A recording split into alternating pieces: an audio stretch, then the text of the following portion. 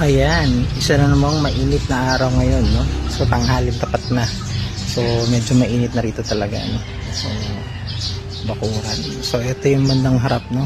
Yung sa likod medyo malilim.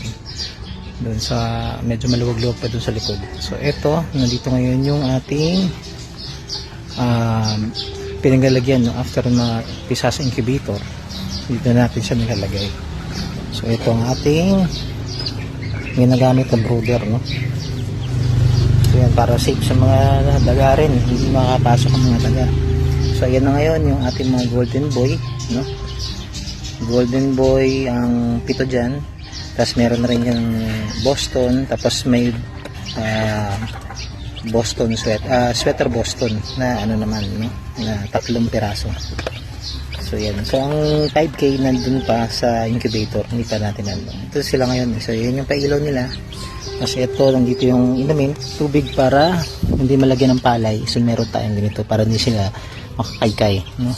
So para pag uminom sila dito, hindi ito madudumihan, no? Sa ngayon, habang maliliit pa sila. Ayan.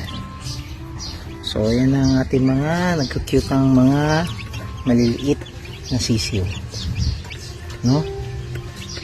Ang ating mga golden boy at Boston. Yan natin ang ating cute na cute.